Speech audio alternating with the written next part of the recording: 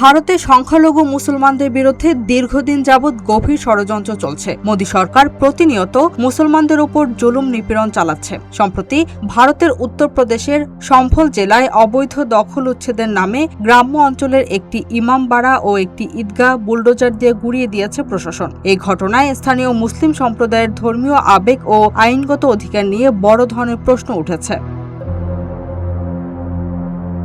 প্রত্যক্ষদর্শীদের মতে, ভারী বুলডোজার ও বিশাল পুলিশ বাহিনী নিয়ে প্রশাসন হঠাৎ করে কয়েক দশক পুরনো ইমামবাড়া ও ঈদগাহ প্রাঙ্গণে উপস্থিত হয়। স্থানীয়দের কোনো বড় ধরনের প্রতিবাদ বা বিকল্প ব্যবস্থা করার সুযোগ না দিয়েই স্থাপনা দুটি বুলডোজার দিয়ে ভেঙে ফেলা হয়।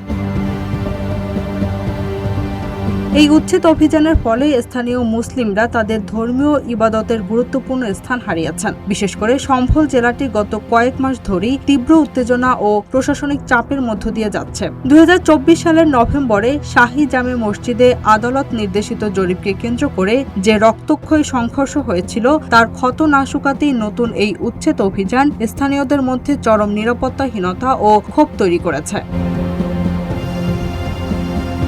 ক্ষতিগ্রস্তদের দাবি, আইনি লড়াইয়ের পূর্ণ সুযোগ দেওয়ার আগেই তড়িঘড়ি করে এই ভাঙচুর চালানো হয়েছে, যা কেবল একটি সম্প্রদায়ের ধর্মীয় স্থাপনাকেই লক্ষ্যবস্তু করছে।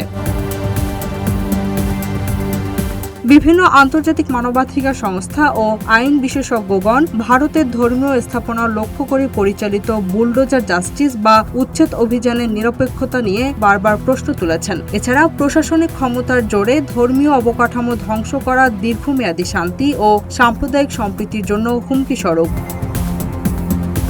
Z news, Dhaka.